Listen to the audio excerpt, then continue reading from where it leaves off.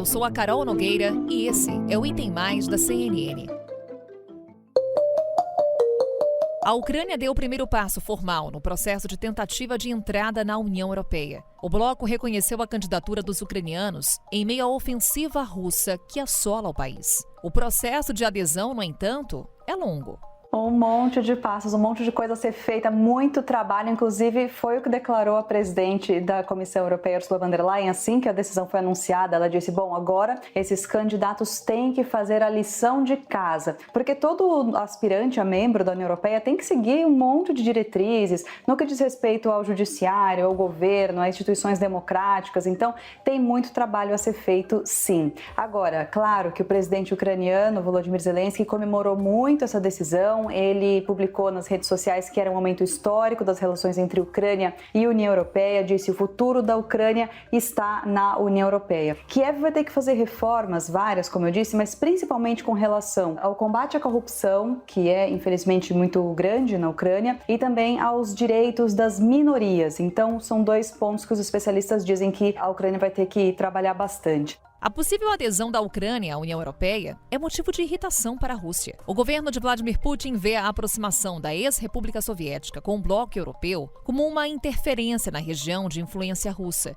e uma possível ameaça às fronteiras. Em 2014, a recusa do então governo da Ucrânia de avançar nas tratativas para o ingresso na União Europeia terminou em grandes protestos e na queda do presidente da época, mais alinhado a Putin. Pouco depois, Moscou promoveu uma invasão militar e anexou a Crimeia ao território russo. O histórico da região indica que o risco de retaliações é imediato, enquanto o processo de admissão da Ucrânia no bloco europeu pode levar anos. Exemplos como o da Macedônia do Norte, que está no processo de adesão à União Europeia há 17 anos, provocam incertezas. Na primeira parte desse episódio, vamos entender o que significam essas negociações para a entrada da Ucrânia na União Europeia e os impactos para o conflito.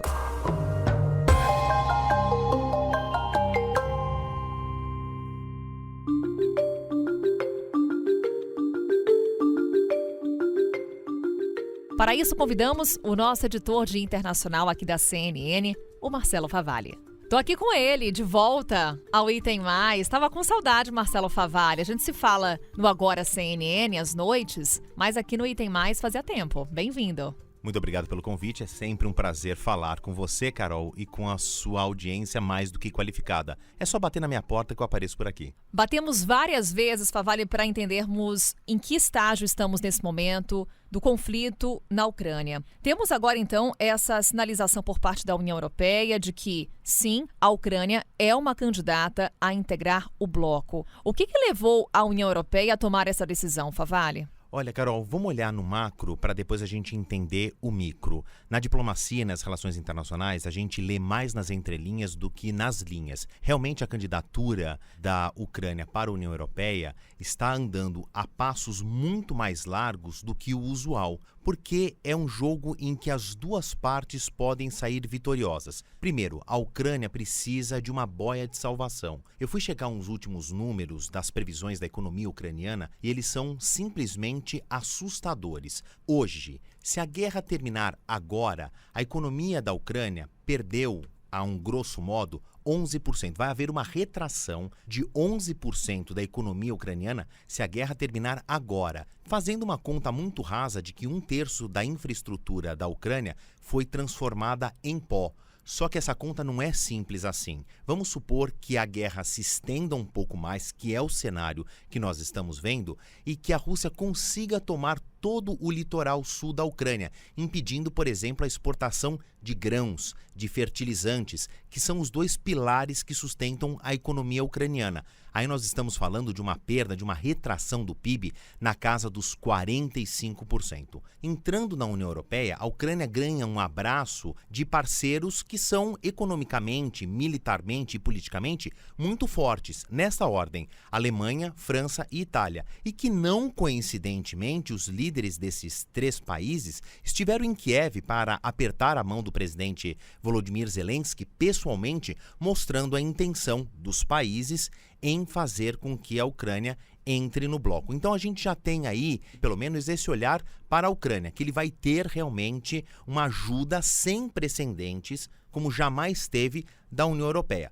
Agora, nada é de graça na economia, né? A moeda tem dois lados. Vamos olhar para a União Europeia. Eu falei agora há pouco que a economia da Ucrânia vai retrair porque a Ucrânia não vai conseguir escoar os seus grãos e fertilizantes. E pasmem, né? A União Europeia precisa de fertilizantes, precisa dos grãos. E com a adesão da Ucrânia à União Europeia, esse trânsito seria muito, muito simples. Não existem nem barreiras físicas, porque existe uma enorme fronteira seca, física, entre a Polônia, que já é a União Europeia, com a Ucrânia. Então já tem um caminho de escoamento desses produtos que são fundamentais para a sustentação da vida e o crescimento de qualquer economia. Então, olhando pela parte prática, os dois lados saem ganhando, mas não é só a parte prática, tem uma parte burocrática que a Ucrânia ainda vai ter que vencer, Carol. Então vamos falar sobre ela, Favale, porque entre estender a mão e ganhar um abraço, há aí uma grande distância, ou seja, entre você permitir essa candidatura e de fato a Ucrânia ganhar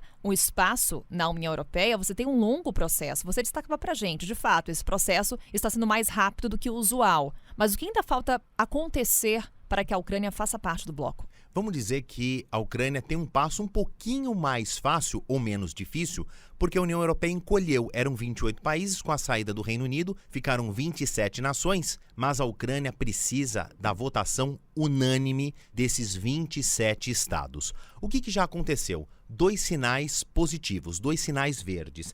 Do Conselho Europeu, que é liderado por Charles Michel, que é um belga, e pela Ursula von der Leyen, que é da Comissão Europeia. O Conselho Europeu, a Comissão Europeia, são as partes executivas, são as partes administrativas, a burocracia da União Europeia. É o executivo, mas quem vai dar o selo de adesão é o legislativo. Então, cada estado tem que entregar uma resposta que vai vir dos seus próprios parlamentos. E aí, de novo, não pode ter nenhuma negativa. Bom, Alemanha, França, Itália, muito mais recentemente, como eu falei, os 3 líderes estiveram em Kiev para dar este sinal positivo de, não coincidentemente, nessa mesma ordem, as 3 maiores economias e as 3 maiores forças políticas da Europa Ocidental, da União Europeia. Faltou, por exemplo, a Hungria. A Hungria não tem sinalizado muito positivamente a adesão da Ucrânia à União Europeia. Por quê? Porque existe o fator Rússia.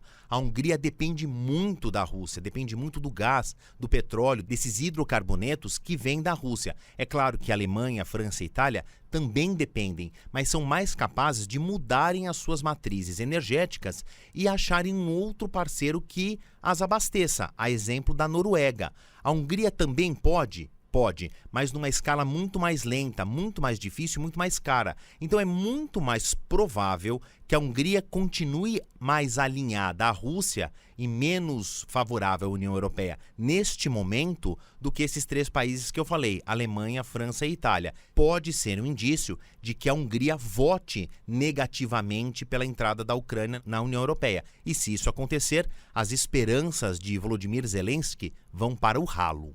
E é aguardada essa reação também da Rússia diante desse anúncio, Marcelo Favale. Até porque a gente lembra aqui no Item Mais que o estopim desse conflito, pelo menos a alegação da Rússia, era justamente essas tratativas da Ucrânia para fazer parte da União Europeia e também o grande receio de que ela fizesse parte da OTAN. Quando vê um anúncio como esse por parte do bloco, como é que pode vir a reação de Vladimir Putin? Vamos fazer uma linha do tempo, vamos olhar no começo da década de 90, quando se desmonta a cortina de ferro e se desmancha a União Soviética. Sobra a Rússia e ainda uma zona de influência. Ao passar das décadas, os presidentes russos, e principalmente na figura de Vladimir Putin, ele tem perdido essa zona de influência. Não perdeu Belarus, que tem o seu presidente muito aliado e muito alinhado ainda com Moscou. Mas o presidente Volodymyr Zelensky cada vez mais foi se afastando de Moscou e chegando mais perto de Berlim, de Paris, de Roma. Isso foi desagradando o Kremlin.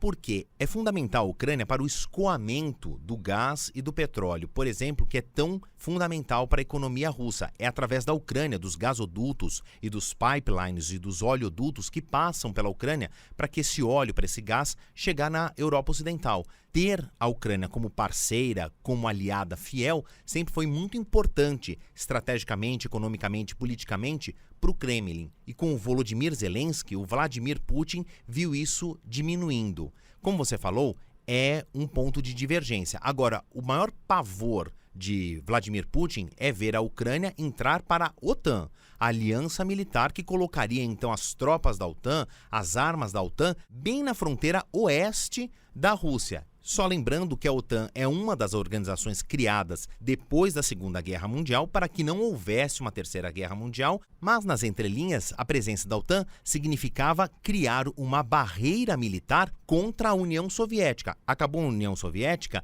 então era uma barreira militar contra qualquer avanço da Rússia. E é isso que Vladimir Putin não quer principalmente. Mas isso não está em discussão. A OTAN não avança nessas discussões sobre a adesão da Ucrânia. O que a gente está falando é sobre a União Europeia. Algo que, para mim, na estratégia de Vladimir Putin, estava no caminho. E agora é quase que um fato irreversível. Porém, volto a destacar, a gente ainda precisa saber da postura desses 27 países membros, a começar pela Hungria. Eu ia sugerir para a gente ficar de olho. Favale, pelo que você nos relata então, a estratégia de Vladimir Putin teve um efeito completamente contrário, porque a gente vê o fortalecimento da OTAN com a candidatura de países até então apontados como neutros nesse contexto militar, político, e a União Europeia sinalizando favoravelmente para a entrada da Ucrânia nesse momento no bloco. É um pouco isso? A gente pode dizer que o Vladimir Putin, nesse momento, conseguiu fortalecer OTAN e União Europeia? Carol, a gente está na contagem regressiva para o 4º mês de guerra,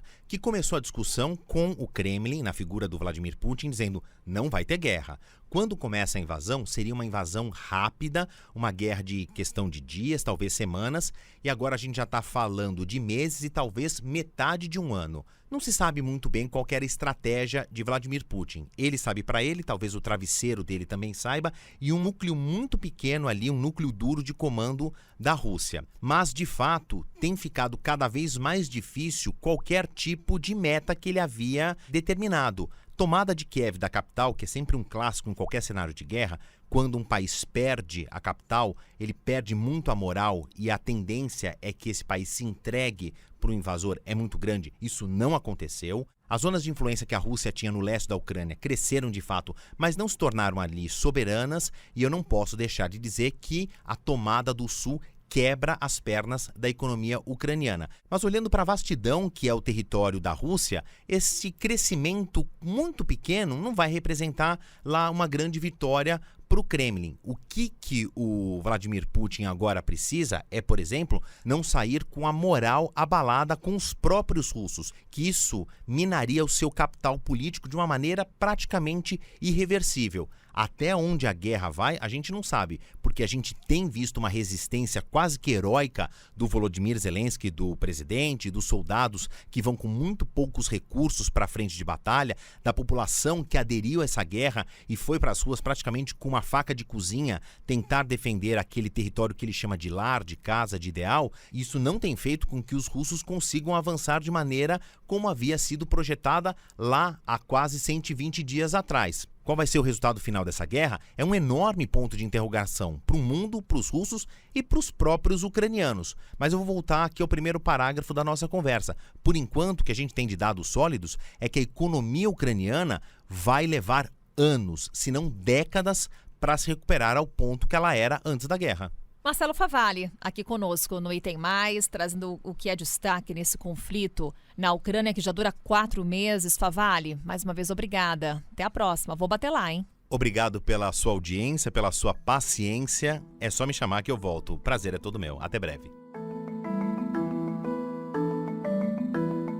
Em meio ao avanço das negociações políticas para a entrada da Ucrânia na União Europeia, a ofensiva militar da Rússia no país vizinho tem se intensificado. As forças de Vladimir Putin ampliaram o controle sobre parte da região do Donbass, no leste da Ucrânia. As tropas ucranianas resistiram bastante tempo na cidade de Severodonetsk, que era uma das últimas ali da província de Luhansk, que ainda estava em parte sob controle ucraniano, né? Os russos foram avançando aos poucos, foi uma batalha bastante difícil, mas o chefe do exército ali regional de Luhansk disse que então as tropas ucranianas vão se retirar de Severodonetsk, o que abre caminho, claro, para para Moscou, então, tomar o controle não só da cidade de Severodonetsk, mas também da província de Luhansk como um todo. Essa província ela é importante porque ela fica no leste da Ucrânia, na região industrializada do Donbás, que é um foco da guerra, né? Já faz algumas semanas para Vladimir Putin. Porque se ele conseguir conquistar o Donbás, ele abre um caminho entre o território russo e a península da Crimeia, ao sul, que foi anexada em 2014. Então é uma saída para o mar, né, muito importante estrategicamente falando para a Rússia.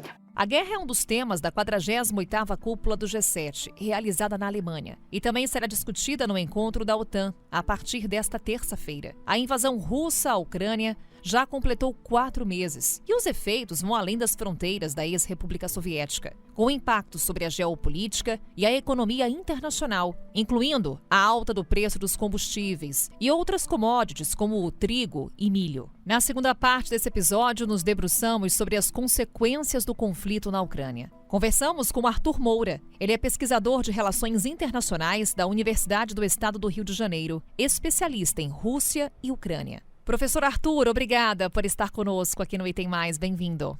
Muito obrigado a vocês pelo convite da CNN. Professor, vamos começar aqui a nossa conversa falando sobre essa abertura da União Europeia para uma candidatura não só da Ucrânia, mas também da Moldávia. E o que chamou a atenção é que quando o porta-voz do Kremlin foi falar sobre esse assunto, ele se mostrou muito mais crítico à possível adesão da Moldávia. Por quê?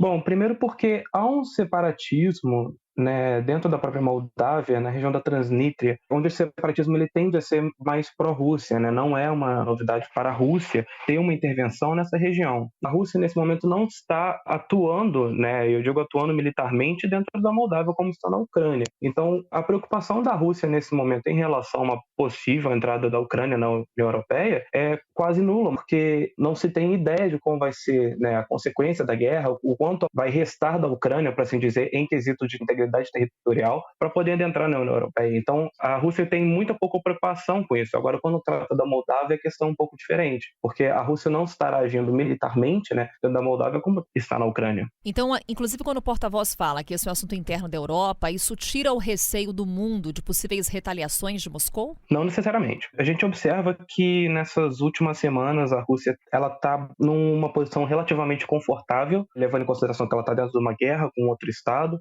né, e levando em consideração como foi o começo da guerra. Quando a gente observa o começo da guerra, como ele estava, uma série de ataques rápidos, onde a gente viu em vários locais comentarem que parecia uma espécie de blitzkrieg russo, agora a gente vê um cenário muito diferente. A gente vê a Rússia lentamente caminhando, lentamente tomando território, sem muitas perdas, sem muitas baixas, diferente do que estava no começo da guerra, onde a gente tinha notícias de que a Rússia estava tendo muitas perdas, muitas baixas, muitos custos, que o custo econômico das sanções era muito pesado para poder manter a guerra. E agora a gente vê um cenário um pouco distinto. A gente vê um cenário onde pouco se fala da guerra dentro da Rússia, a economia da Rússia se estabilizou mais ou menos, até onde consegue, a gente vê o rublo subir, né? E se antes a gente viu uma inflação no começo da guerra, agora a gente está vendo uma deflação. Então a gente vê que o cenário é um pouco mais confortável para a Rússia e não parece que a Rússia vai deixar de retalhar qualquer tipo de movimentação da Ucrânia para aproximar com a Europa. Mas, por outro lado também, essa iniciativa, né, da União Europeia, ela parece muito mais simbólica do que, de fato, prática.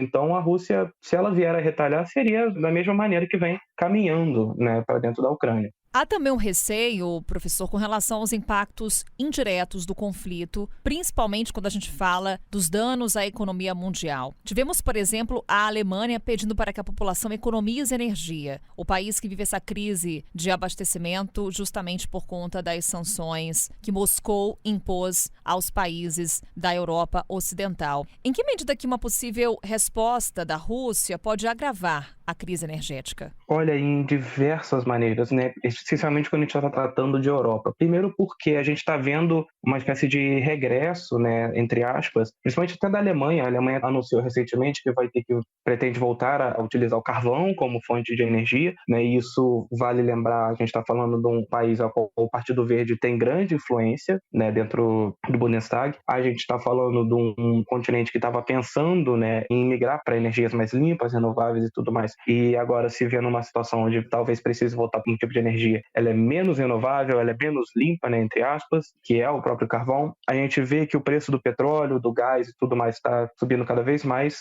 Os Estados Unidos, né, nesse momento, está tendo que fornecer gás para a Europa por meio de navios, uma vez que não há gasodutos direto dos Estados Unidos para a Europa, e isso é um custo muito alto para uma energia. A gente vê que o preço da energia no geral subiu, né? Eu digo dos itens primários energéticos, tanto o gás quanto o petróleo, subiu, e isso está deixando a Rússia num cenário relativamente também, de novo, confortável, né? Uma vez que a Rússia está conseguindo desviar toda essa quantidade de gás que enviaria agora para a Europa, né? Estaria enviando para a China, para a Índia, e a gente ainda não está no inverno europeu. Quando chegar no inverno europeu, a situação pode ser um pouco mais preocupante para a Europa. O senhor citou, professor, Índia e China. Até que ponto o posicionamento ou a ausência de uma posição clara desses dois países fez com que o conflito se prolongasse, como estamos acompanhando? Em certa forma, sim. Sim, porque se num determinado momento, né, inicialmente no começo da guerra, os países da Europa, os Estados Unidos, aquilo que a gente acaba chamando de ocidente político, se esses países eles promoveram uma série de sanções contra a economia russa e contra a economia, né, não só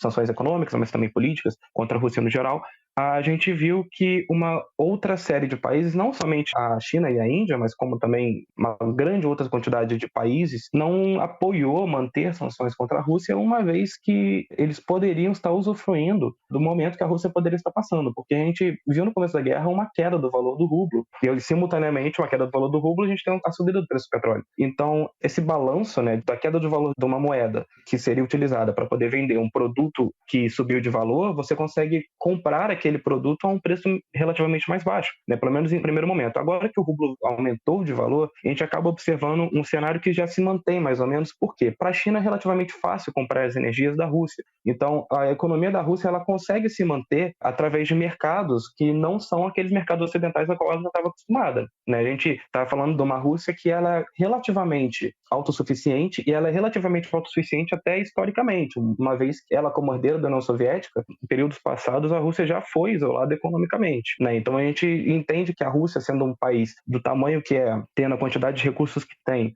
um país que se preparou por anos, né, aparentemente para essa guerra, uma das possíveis conclusões, né, a Rússia comprou uma grande quantidade de ouro, vem comprando ouro há pelo menos 8 anos, né, vem guardando seu estoque e sua reserva de ouro, sua reserva em produtos primários, que são produtos que são escassos, não são todos os países que produzem. A Rússia ainda é o terceiro maior produtor de petróleo do mundo. Então, assim, a gente está falando de um país cuja produção acaba afetando drasticamente o sistema internacional e que acaba, de certa forma, obrigando que os outros países continuem comprando dela. E isso acaba, obviamente, auxiliando com que ela consiga se manter bem nesse conflito. Professor, para a gente encerrar, o senhor destacou aqui ao longo da nossa conversa que o conflito na Ucrânia ele entrou numa nova fase, que é um pouco mais confortável para Moscou, para Vladimir Putin. O que podemos esperar dessa guerra, professor? É possível traçar aqui projeções? Estamos falando de um conflito que já dura 4 meses. O que a gente pode esperar? Olha, eu acho que a gente pode esperar mais alguns meses desse confronto. Eu acho que é muito possível, né, que a própria Ucrânia não consiga manter o esforço de guerra por muito tempo. A gente está falando de um país que, antes mesmo do início da invasão russa, um país que já enfrentava grandes dificuldades econômicas, né? A gente está falando de um país que não tinha dinheiro para comprar vacina, que precisou que o Banco Mundial levasse o dinheiro. A Ucrânia está sendo muito ajudada, né, por países do Ocidente, tanto com equipamentos médicos, quanto com equipamentos militares, por vezes, quanto com o dinheiro diretamente para que ela possa comprar material humano, né? Muita gente foi para a Ucrânia para poder ajudar os esforços ucranianos, mas ainda assim é relativamente pouco se comparado com a Rússia. A Rússia, estando numa posição confortável, ela pode se manter nessa posição por um longo tempo. A gente está falando de um momento que a gente pode esperar, que é o seguinte: parece, e aqui é quase um chute no escuro, mas me parece que a Rússia tem um certo interesse em tomar, principalmente para assim anexar, né, diretamente ali a região do leste da Ucrânia e talvez do sul, né, ali a região onde a gente chama de Donbass, né? Essa região me parece que é um interesse da própria Rússia de ser anexada. E por isso mesmo que eu comentei mais cedo, né, porque essa questão da Ucrânia juntar à União Europeia é muito simbólica, porque a gente não sabe o que vai restar da Ucrânia para entrar na União Europeia, né? Para a Ucrânia entrar na União Europeia é necessário que ainda haja uma Ucrânia que exista integralmente, né? Ela precisa garantir que ela existe. A gente não sabe se vai ser o Zelensky, o presidente do futuro, se o Zelensky vai chegar no final da guerra vivo, né? A gente não sabe até onde a Rússia pode tomar de território, se ela pretende anexar, se ela pretende colocar um governo marionete. Não tem ideia do que é o futuro a longo prazo, mas o que me parece mais provável até agora é que a Rússia vai tomar todo o Donbass, me parece, e parece que se eles conseguirem de fato, será anexado. Professor Arthur, obrigada mais uma vez por compartilhar um pouco do seu conhecimento aqui conosco no Item Mais. Já fica aqui o convite para uma próxima. Muitíssimo obrigado, viu? Eu que agradeço por esse convite, é uma honra estar aqui com você. Prazer foi nosso, professor. Um abraço. O Item Mais de hoje fica por aqui. Amanhã estamos de volta com outro assunto. Até lá!